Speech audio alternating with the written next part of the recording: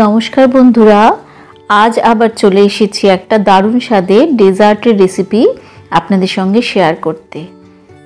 শীতকাল শেষ হওয়ার আগেই কিন্তু এই রেসিপিটা একবার বানিয়ে নিতে পারেন। সবাইকে ল্যারিলো স্পুনে স্বাগত জানাচ্ছি। এই রেসিপিটা করার জন্য আমি হাফ লিটার দুধ নিয়ে সেটা ঘন করি। দুধ থেকে 1 হাতা মতন দুধ তুলে আমি কিছুটা কেশর তার মধ্যে ভিজিয়ে রেখেছি। এরপরে 2 চামচ মতন পাউডার দুধ দিয়ে আমি দুধটাকে ঘন করে নেব। দুধটা ঘন হতে হতে এই জিনিসগুলো আমি এক এক পরপর করে দিতে থাকবো। দুধটা দেখুন খুব ভালো করে নেড়ে নেড়ে ঘন করে নিচ্ছি।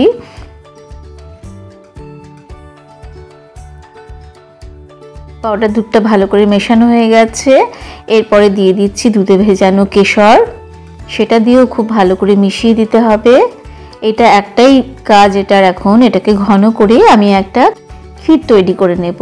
দেখুন আস্তে আস্তে দুধটা ঘন হয়ে আসছে। এরপর আমি দিয়ে দিচ্ছি 2 থেকে 3 চামচ মতন কনডেন্স মিল্ক। যারা কনডেন্স মিল্ক ব্যবহার করতে চান না বা সেই মুহূর্তে বাড়িতে যদি না থাকে, আপনারা তাহলে গুঁড়ো দুধের পরিমাণটা আরও 2 চামচ মতন বাড়িয়ে দিতে পারেন, তাহলেই কিন্তু দুধটা ক্ষীর মতন হয়ে আসবে। গুঁড়ো দুধটা ব্যবহার করলে পরেই দুধটা খুব তাড়াতাড়ি ঘন হয়ে যায়। 2 থেকে 3 চামচ কনডেন্স মিল্ক দিয়ে দিলাম, দিয়ে সেটাকেও খুব ভালো করে মিশিয়ে দেব। দিয়ে এইভাবে ক্রমাগত নেড়ে নেড়ে আমি দুধটাকে কিন্তু একদম ক্ষীরের মতন তৈরি করে নেব।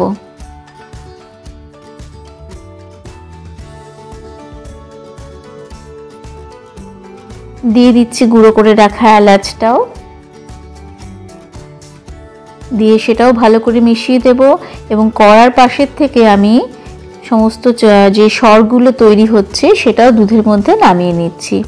এটা যতক্ষণ ঘন হচ্ছে ততক্ষণে আমি 4টে মতন কমলা লেবু নিয়েছি, নিয়ে সেগুলোর খোসা এবং আঁশগুলোকে ভালো করে ছাড়িয়ে নেব।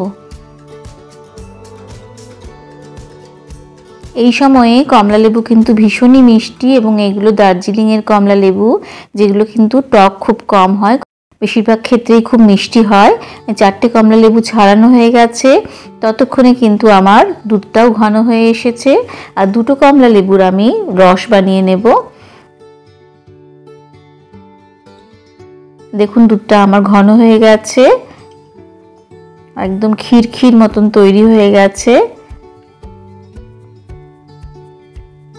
দেখুন কনসিস্টেন্সিটা কীরকম হয়েছে। এই সময় মিষ্টিটা চেক করে নিতে হবে যে দুধের মিষ্টিটা কেমন হয়েছে। যদি কড়া মিষ্টি চান তাহলে বেশ পরিমাণ মতন চিনি দিয়ে দেবেন বন্ধুরা, আর যদি কড়া মিষ্টি না চান তাহলে একটু অল্প পরিমাণে চিনি ব্যবহার করবেন। আমি যেমন এখানে 2 থেকে 3 চামচ মতন চিনি ব্যবহার করেছি।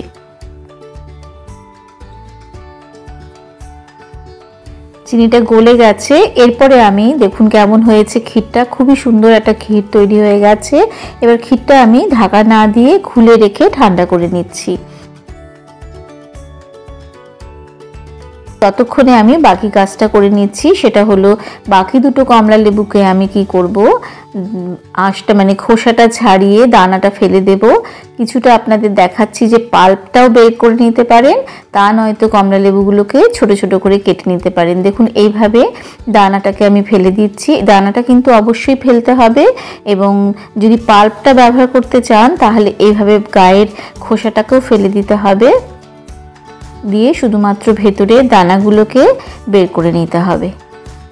এটা করলে কিন্তু এই ডেজার্টটা খেতে অনেক ভালো হয়। এছাড়াও যারা ওটা করতে চান না, সেক্ষেত্রে দানাটাকে ফেলে দিয়ে গায়ের আঁশটা পরিষ্কার করে নিয়ে লেবুর কোয়াগুলোকে ছোট ছোট করে টুকরো করে কেটে নিতে পারেন। দেখুন দানাটা কিন্তু অবশ্যই ফেলে দিচ্ছি। প্রত্যেকটা লেবু কোয়া ধরে ধরে দানা কিন্তু ফেলে দিতে হবে। এবং এই লেবুতে কিন্তু এই একটি করেই দানা আছে, কোনো কোনো লেবুতে কিন্তু বেশি দানাও থাকে। দেখুন রসটা আমার রেডি করা হয়ে গেছে, এবং লেবুগুলো কেটে আমি রেডি করে নিয়েছি। এরকম ছোট ছোট করে কেটে নিতে হবে। তবে আমার এখানে আপনাদেরকে সাজেশন যে এটা কিন্তু দানাটা বের করে, যদি আপনি পাল্পটা বের করে নেন, সেটা কিন্তু এই ডেজার্টটা খেতে অনেক বেশি ভালো হয়ে যায় সেক্ষেত্রে। দেখুন কীরকম ঘন ঘন হয়ে গেছে একদম আমার ক্ষীরটা।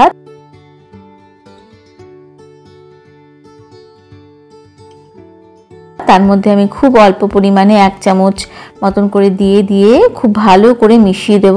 একবারে কিন্তু সবটা দিয়ে দেবেন না বন্ধুরা, তাহলে কিন্তু দুধটা কেটে যেতে পারে। খুব অল্প পরিমাণে লেবুর রসটা দিয়ে দুধের সাথে ক্ষীরের সাথে ভালো করে মিশিয়ে নিচ্ছি। এইভাবে করে নিতে হবে।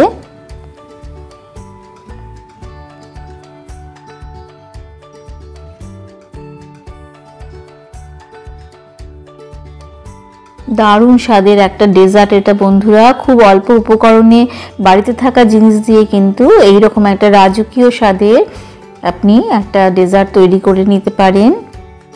ক্ষীর কমলা, আমার তো এটা ভীষণই ভালো লাগে গন্ধটা, কমলা লেবুর গন্ধওয়ালা ভীষণই একটা স্বাদের ডেজার্ট। অবশ্যই বন্ধুরা একবার ট্রাই করে দেখুন। শীত থাকতে থাকতে অবশ্যই করুন, কারণ এটার জন্য যেটা সবচেয়ে আগে দরকার সেটা হলো মিষ্টি কমলা লেবু। তার জন্য এটা অবশ্যই কিন্তু শীত থাকতে থাকতে বানিয়ে ফেলুন, এবং যখন কমলা লেবু কিনবেন একটুখানি দেখে সেটা কিনবেন, যাতে সেটা কমলা লেবুটা মিষ্টি হয়, তবেই এই ক্ষীরটা বানাতে পারবেন। এবার দিয়ে দিচ্ছি কেটে রাখা লেবুর টুকরোগুলো,